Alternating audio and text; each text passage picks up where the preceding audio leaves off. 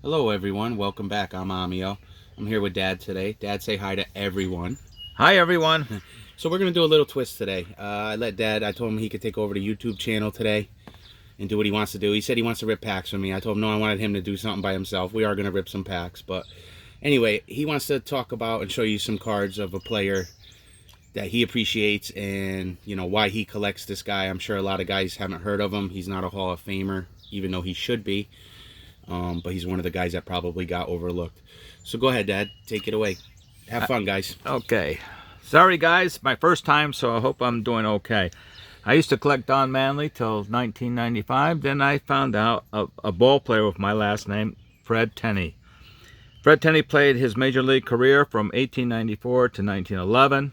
He was a graduate and played baseball at Brown University. At Brown, he was one of the top college prospects in the country. He was an amazing hitter, fast on the bases, showed leadership, but what made him unique was being a left-handed catcher. Manager Frank Seeley of the Boston Beaners called him to join the team since both of his catchers were hurt. On June 16, 1984, Tenney played his first game. He went 1 for 3 with an RBI before a foul ball in the fifth inning broke his forefinger on his left hand and had to retire from the game. Shortly afterwards, the Beaneaters signed him to a $300 per month salary. He finished the 1894 season with a batting average of .395. After 2 years of catching and mostly playing outfield, Tenney proved to be a rising star. In 1897, Frank Seeley tried Tenney at first base to keep him in the lineup for his hitting. Plus, he wanted to give Chick Stahl, a young promising rookie, to play in right field. Little did he know, Tenney became the best first baseman history ever saw at that time. With the infield of Jimmy Collins, Herman Long, Bobby Lowe, and Tenney, they became a stonewall infield. For many years, the critics famed them as the best infield of all time. The Beaners went on to win the championship from Baltimore that year.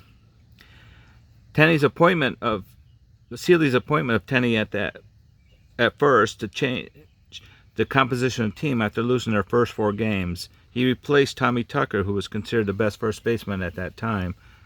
The team started off with an 0-6 record, but they ended up at 93-39 in first place. Tenney seemed so comfortable at his position, and being left-handed helped tremendously. He was able to throw men out at second on bunts, which was never heard of at that time. He also threw men out at third and home on bunts. What was so amazing was in his 39th game at first base in 1897, he made history, completing the first 3-6-3 double play. That means the ball was hit to the first baseman, they threw it to the shortstop to get the force out, then threw back to Tenney for the double play.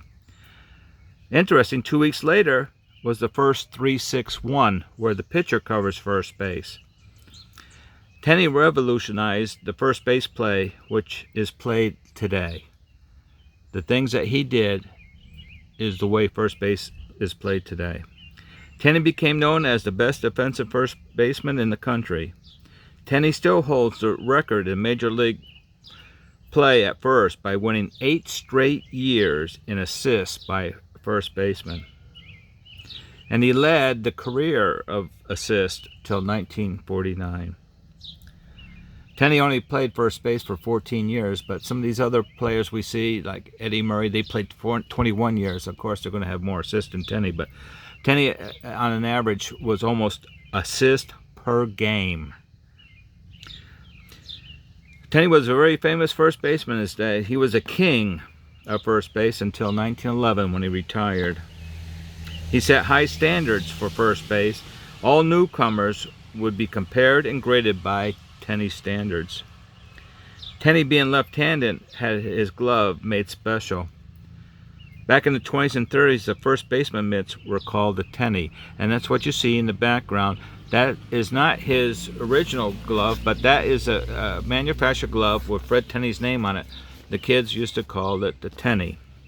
Now I'm going to show you some cards of Tenney that I collected, and these are probably some of the better cards. I have over 3,000 cards of Tenny, but these are the best. First one we see here is a T3. It doesn't say Tenny on it. It just says trying to catch him napping. That is Tenny at first base. And this one here is graded 4. Also in the T3 is this Tenny. This one's not graded, but it's in a big heavy plastic container to preserve it. So this is a pretty good card. I have this in a 5.5 on another card, but I just want to show you this because it was a heavy thing. This card came in 2 different styles.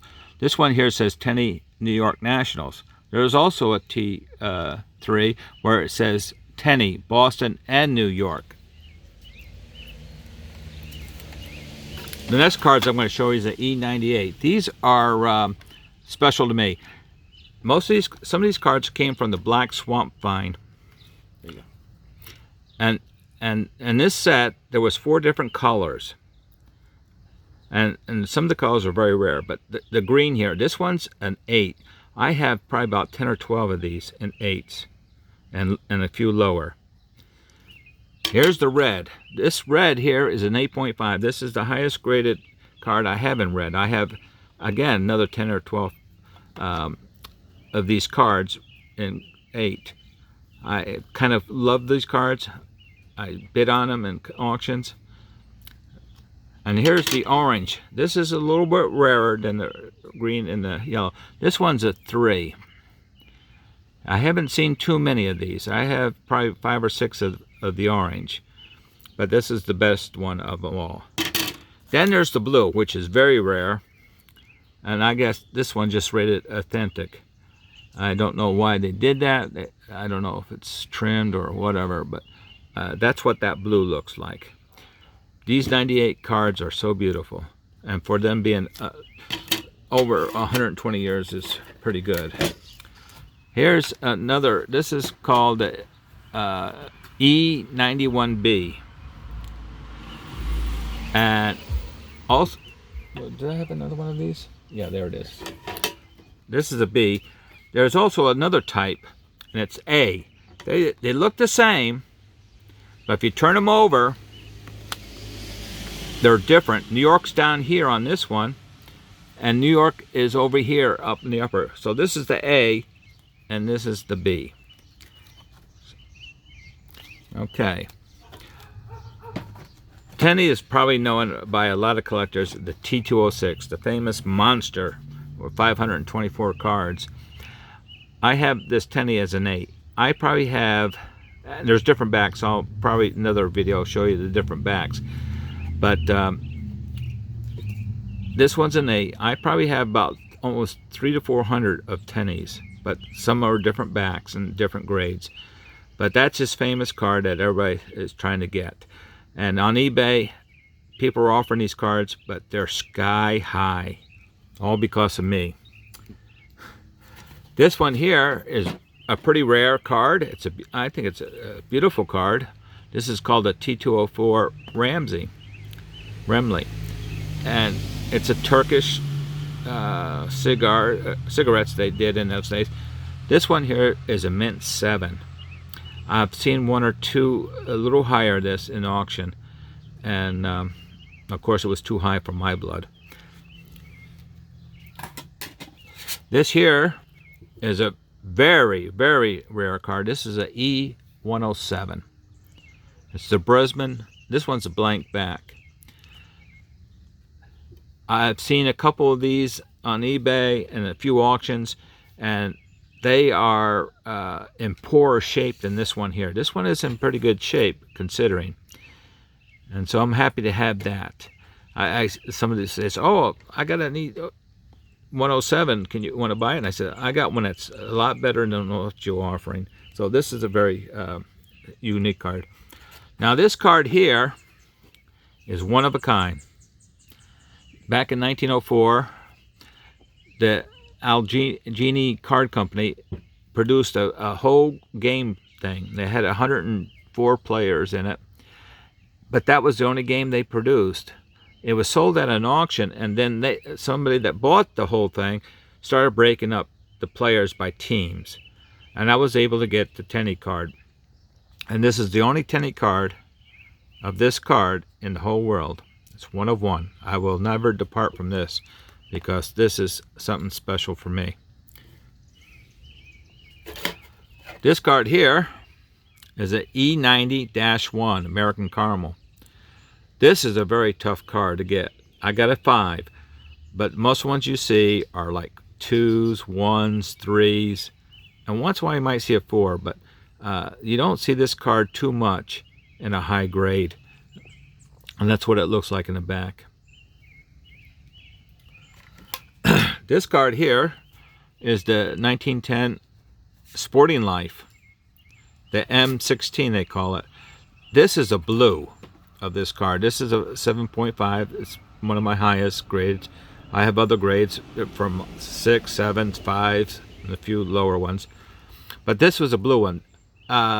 There's also another card parallel to this, and it was called the Pazel background. The Pazel background was the common set, but Sporting Life was getting such a great thing, they started doing special players in blue, which is more rare than the Pazel.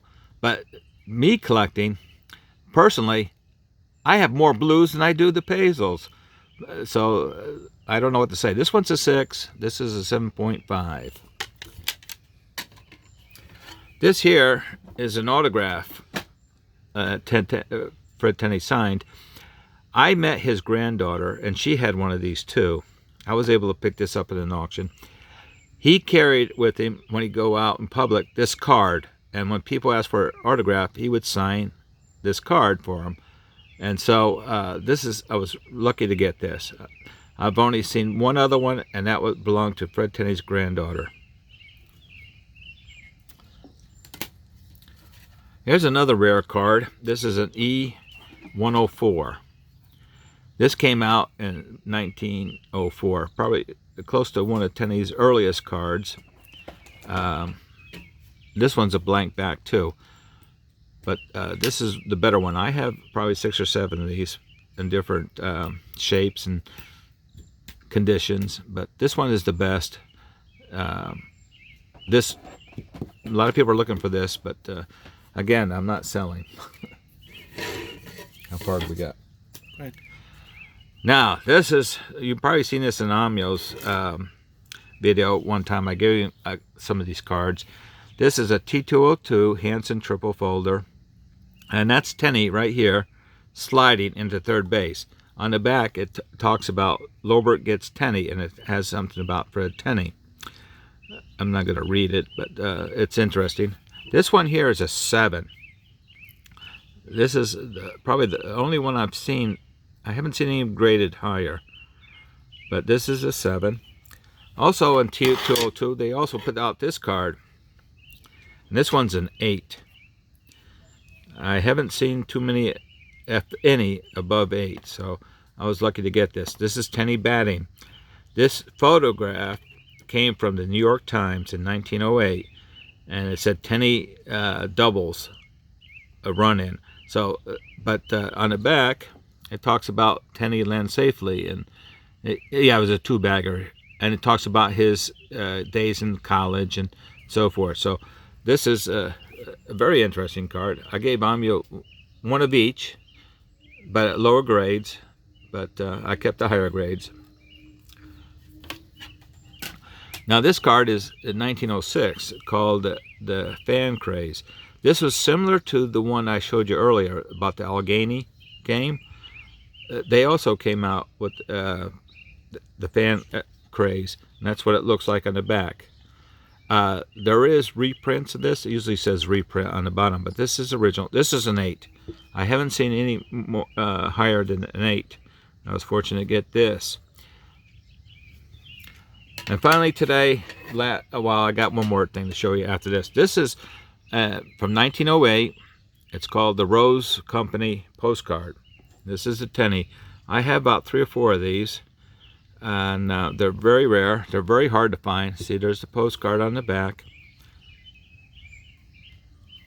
But Fred Tenney's my favorite player. And that's that. And the one last thing I have is one of my prized possessions. Let's see if I can get that in there. Oh yeah. Okay. This is a photograph of Fred Tenney's rookie year. This is Fred Tenney over here, right here. That's his first year.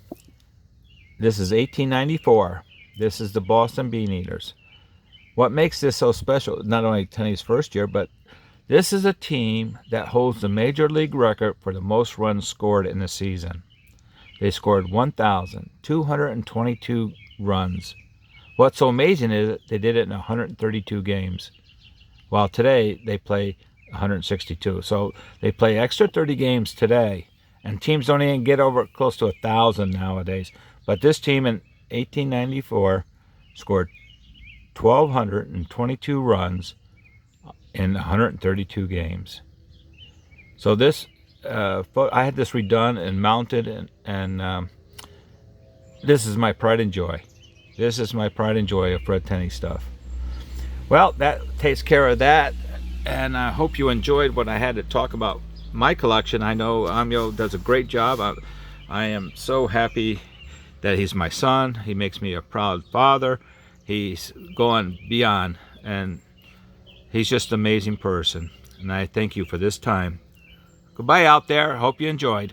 All right, guys. So hope you enjoyed that. Dad had some fun showing you some cards. Hopefully you guys seen and learned some things you never knew or seen before. So it is Father's Day. Happy Father's Day to everybody out there that's a father. And I hope you guys are all enjoying your day. And please subscribe, hit that like button, and comment below. Let Dad know, you know, how his cards look, and if you guys enjoyed it and stuff like that. So we'll be interested to hear some of the comments and check them out.